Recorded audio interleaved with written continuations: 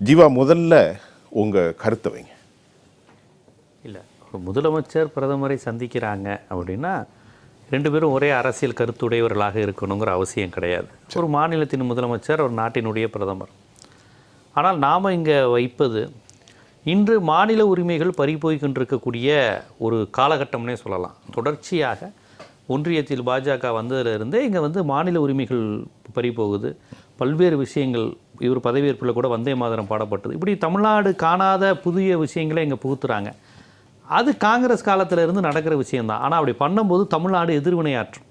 அது கலைஞராக இருந்தாலும் ஜெயலலிதாவாக இருந்தாலும், ஏன் எடப்பாடி அவர்களாக கூட இருந்தால் கூட RSS மாநாட்டில் வேலுமணி கலந்துக்கிட்டாங்கன்னா அடுத்த நாள் நான் கண்டனம் தெரிவிச்சிட்டாங்க பிஜேபியோட கூட்டணியில் இருக்கும்போது.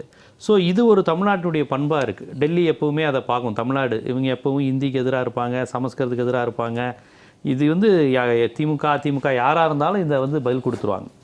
ஆனால் இங்கே வந்தே மாதரம் இவர் வந்த உடனே அது ரொம்ப இயல்பாக 2 முறையும் பாடப்பட்டது. அப்புறம் PM ஸ்ரீக்கு நீங்கள் ஆதரவு தெரிவிக்கணும்னு RSS மாணவர் அமைப்பு அகில பாரதிய வித்யார்த்தி சந்தித்து 1/2 மணி நேரம் பேசினாங்க. இப்போ அவர் பிரதமரை சந்தித்திருக்கிறார். ஆனால் ஒரு 10 நிமிடம் தான் பேசியிருக்காரு. என்னென்ன போய் கோரிக்கை வச்சுருக்காருங்கிறது இன்னும் முழுமையாக தெரியல. ஆனால் தமிழ்தாய் வாழ்த்தே முதல்ல வைங்க, நிகழ்ச்சி நிரலில் முதல்ல வைங்கன்னு கோரிக்கை வச்சதாக சொல்கிறாங்க. இது மத்திய அரசிடம் கேட்குற விஷயம் கிடையாது. தமிழ்தாய் வாழ்த்தை முதல்ல வைங்க அப்படின்னு சொல்வதற்கு மத்திய அரசுக்கு ஒன்றும் அதிகாரத்தை எதுக்கு அவங்கள்ட்ட கொடுக்கணும்? நம்ம இதை தீர்மானிக்கிறது ஆளுநரோ மத்திய அரசோ இல்லை. தமிழ்தாய் வாழ்த்து நம்ம பாடிக்கிட்டு இருக்கிறோம். இதை நம்ம முதல்ல பாடுவதற்கான அதிகாரத்தை மத்திய அரசு டிக் போட்டு கொடுக்கணும்னு அவசியம் இல்லை. ஸோ இதெல்லாம் இந்த மாதிரி விஷயங்கள்லாம் நமக்கு அது ஒரு தமிழ்நாடு அரசியலில் புதுசாக இருக்குது. நம்ம எதுக்கு தமிழ்தாய் வாழ்த்து முதல்ல வைங்கன்னு போய் பிஜேபிகிட்ட டெல்லிக்கிட்ட அந்த அதிகாரத்தை கொடுக்கணும்? ஸோ இந்த மாதிரியான விஷயங்கள். அது மட்டும் இல்லாமல் இப்போ ஒரு கூட்டணி அமைச்சரை வந்த உடனே காங்கிரஸ் ஆளுநர் அந்த துணைவேந்தர் பதவியில் ஆளுநரே இருக்கலாம், இல்லை முதலமைச்சர் இருக்கணுங்கிற அவசியம் இல்லை. இப்போ இதெல்லாம் பார்த்திங்கன்னா ஜெயலலிதா காலத்திலே சென்னாரெட்டி வர்சஸ் ஜெயலலிதாவில் இருந்து பல்வேறு விஷயங்கள் இந்த மாதிரி மசோதாக்கள் கொண்டு வந்தது. திமுக கொண்டு அதை உருவாக்கி இருக்கிறத உடைக்கிறதுங்கிறது தேவையில்லாத விஷயம். அப்போ காங்கிரஸ் ஒரு தேசிய கட்சியினுடைய மனநிலையை இங்கே வெளிப்படுத்த நினைக்குது. தமிழ்நாடு இதுகாரும் தேசிய தன்மையிலிருந்தும் விளையிருந்தது. தேசிய தன்மைங்கிறது இதுதான். ஆளுநருக்கு அதிகாரம், இந்தியை திணிக்கிறது, இது எல்லாம் தான் தேசிய தன்மை. வெறும் பாஜக மட்டும் இல்லை, இதுவும் சேர்த்து தான். தேசிய தன்மையோட இந்துத்துவம் சேர்ந்தால் அது பாஜக. இப்போ இதிலேருந்துலாம் எதிர்த்து சமர் புரிந்த மாநிலமாக தமிழ்நாடு இருந்தது. இப்போ இவர் வந்த உடனே வந்த மாதரம் மாறுறது, தமிழ்தாய் வாழ்த்துக்கு பெர்மிஷன் கேட்பது, இந்த மாதிரியான விஷயங்கள் நமக்கு ஒரு ஒரு ஒரு பதட்டத்தை ஏற்படுத்துது. என்னடா தமிழ்நாடு வழக்கமான அந்த அரசியல் மரபு கண்டிப்பாக அதுலேருந்து மாறிட்டோமோ? அண்ணா, கலைஞர், எம்ஜிஆர், ஜெயலலிதா இவங்கெல்லாம் இருந்தப்ப கட்சி சண்டைகள் நடக்கும். கலைஞர் வர்சஸ் ஜெயலலிதா நடக்கும். அடிப்படையான இந்த திராவிட இயக்க கூறுகள், மாநில சுயாட்சி, இதிலலாம் எந்த பாதிப்பும் இல்லை. போட்டி போட்டுக்கிட்டு 2 பேரும் செய்வாங்க, திமுகவும் அதிமுகவும். அவங்களுக்குள்ளே தான் நடக்கும். நீ உருவாக்கின பில்டிங்கை நான் திறக்க மாட்டேன், இந்த மாதிரி சண்டைகள் தான் நிறையா நடக்குமே ஒழிய இந்த மாதிரி விஷயங்களை யாருமே காம்ப்ரமைஸ் பண்ணதில்லை, திமுகவும் அதிமுகவும். ஜீவாட்ட ஒரு கேள்வி. இந்த அரசு ஒரு 15 நாட்கள் தான் ஆயிருக்கு. இப்போ இவர் ஒரு பெரிய கொள்கை ரீதியான புரிதல் உள்ள முதலமைச்சராக நீங்கள் சொல்கிற பல சித்தாந்தங்கள், தமிழ் தேசிய சித்தாந்தம், அம்பேத்கரிய சித்தாந்தம், திராவிட தேசியம், இந்து தேசியம், இதையெல்லாம் அவர் புரிவதற்கும் பல நேரங்கள் தேவைப்படும். அவர் ஃபீல்டு ஒன்று.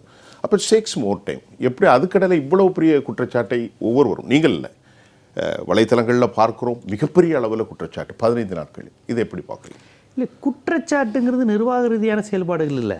இப்போ வந்தே மாதரம் தமிழ்நாட்டிற்குள் இருக்கக்கூடாதுன்னு சொல்கிறதுக்கு 6 மாதம் வெயிட் பண்ண வேண்டிய அவசியம் இல்லை. சரி, தமிழ்தாய் இதெல்லாம் ரொம்ப டீஃபால்ட்டாக நடந்துக்கிட்டு இருந்தது. இப்போ பாரதிய ஜனதாங்கிறது என்னங்க, அடிப்படையில் அவங்களுடைய நோக்கங்கிறது மாநிலங்கள் இருக்கக்கூடாது. பாரதிய ஜனதாவினுடைய அவருடைய இந்துத்துவத்தினுடைய அடிப்படையே மாநிலங்கள் இருக்கக்கூடாது, தாய்மொழி உணர்வு இருக்கக்கூடாது. தமிழ் மொழி மட்டும் இல்லை, வங்க மொழி உணர்வும் பாஜகவுக்கு உடன்பாடு கிடையாது.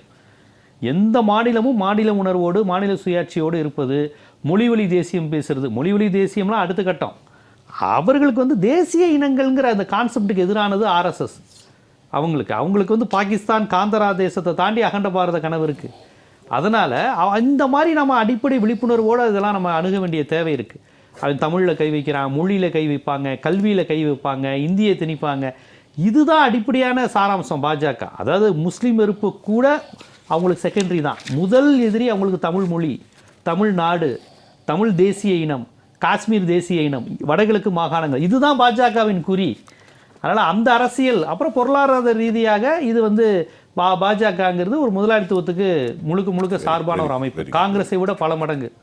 அப்போ இந்த கான்செப்டில் இருந்து பார்க்கும்போது அந்த அடிப்படை தகருது. இப்போ அந்த வந்த கொஞ்ச நாள் இந்த மாதிரியான விஷயங்கள் நமக்கு தகர்கிறது. அப்புறம் அவர் கூட்டி போன ஆட்கள் குறித்து நிறைய சந்தேகங்கள் வருது. யார் அமைச்சர்களை கூட்டிகிட்டு போகல. மோடி யாரை கூட்டி போனார்? அதானியை கூட்டி போனார் ஆஸ்திரேலியாவுக்கு. கூட்டி போய் ஃப்ளைட்டில் பார்த்தா எல்லாரும் விமர்சனம் பண்ணது ஏன்? இவங்க 2 பேரும் ஒரு பிரதமர், அதானி யாருங்க? அமைச்சரவையில் அவர் யார்? அதானியை கூட்டி போய் ஆஸ்திரேலியாவில் சுரங்கத்தை கூட்டி போனால் நீங்கள் அது தொடர்புடைய அமைச்சரை கூட்டிகிட்டு போங்க. அமைச்சர் மக்களோடு தொடர்புடையவர், அதானி யாருடன் தொடர்புடையவர்? அப்போ இதெல்லாம் சந்தேகம் வர்றப்ப இவர் யாருடன் கூடிய ஏதோ ஆந்திரா ஜெகன்மோகன் ரெட்டிங்கிற நெருக்கமானவர்கள் அந்த தொழிலதிபர்களை கூட்டிகிட்டு போய் மோடியை பார்த்துருக்காரு. அது இன்றைக்கு வலைத்தளங்களில் பேச்சு பொருளாக. ஆமாம், அப்போ நமக்கு சந்தேகம் வருதுல்ல, என்ன நடக்குது? தமிழர் நலன் சார்ந்து பேச போனீங்களா? மேகதாது தொடர்பாக பேச போனீங்களா? பிஎம்ஸ்டியில் கையெழுத்து போட முடியாதுன்னு அழுத்தம் திருத்தமாக சொல்ல போனீங்களா? மும்மொழி கொள்கையை விட்டுத்தர முடியாதுன்னு சொன்னீங்களா?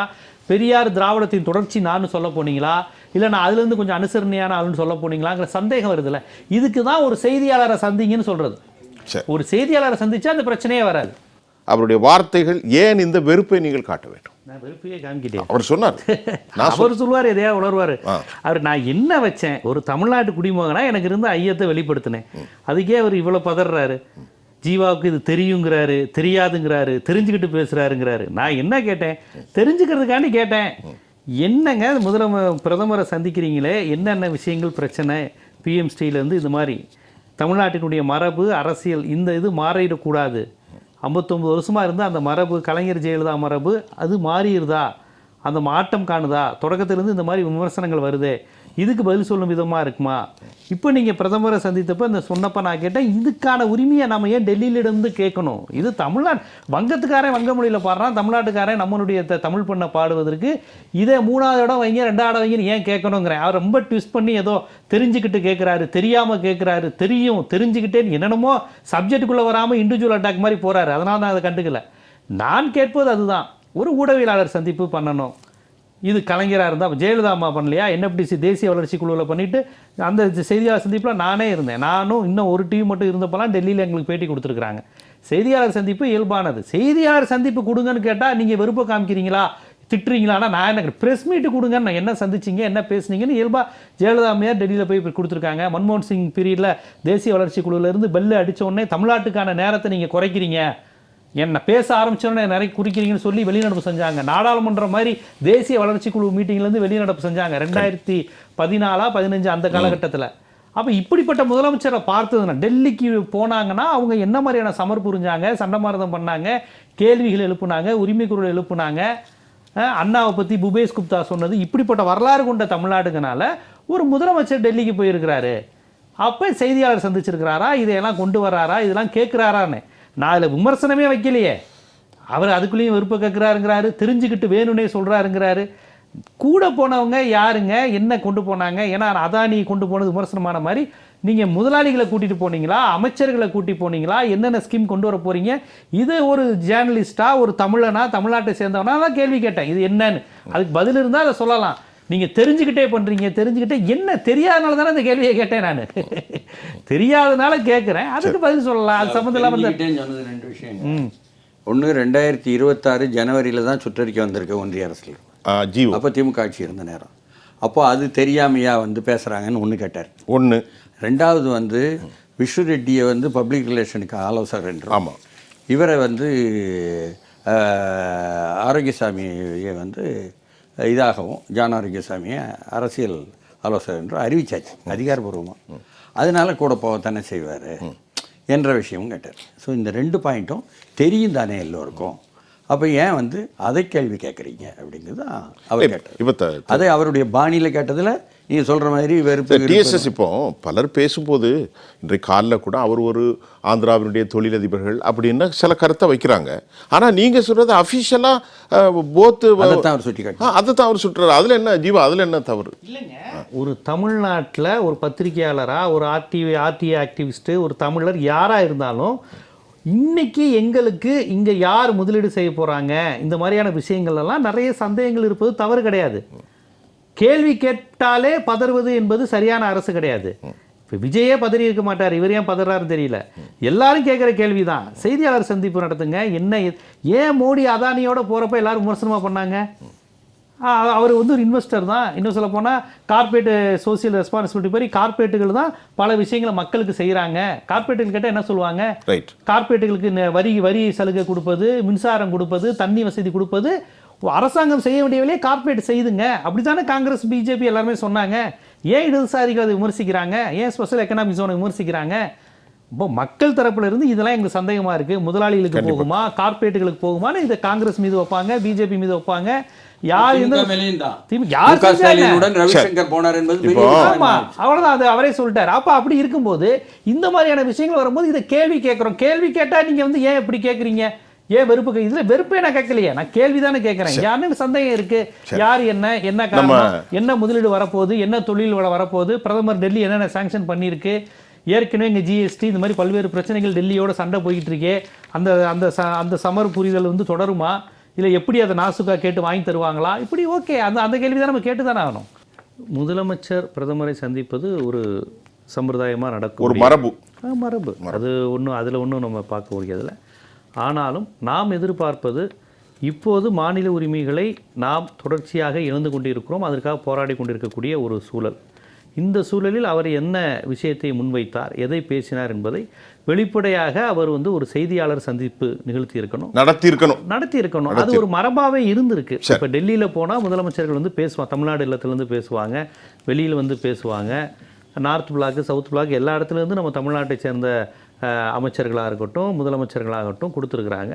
அது போன்ற ஒரு செய்தியாளர் சந்திப்பை கொடுக்கலாம். அப்போ செய்தியாளர்கள் கேள்வி கேட்கும்போது அதற்கான ஒரு பதிலை சொன்னார்னா, இது பண்ணி ஜெயலலிதா அம்மையார் பண்ணது தான், இது கலைஞர் அவர்கள் யாராக இருந்தாலும் அது பண்ணது தான், டெல்லி பிரதிநிதியிலேருந்து எல்லாருமே பண்ணது தான். அதை அவர் பண்ணியிருக்கணுங்கிறத நம்ம மட்டும் இல்லை, டெல்லியில் இன்றைக்கி ஊடகவியலாளர்களே அதை கேட்குறாங்க. சார், மரபுகளை உடைக்காதீர்கள் அப்படின்னு செய்தியாளர்கள் கேட்டு, அதை தாண்டி இப்பொழுதே அதிக விமர்சனங்களுக்கு இன்னும் கொஞ்சம் காலம் எடுத்துக்கொள்ளலாமா?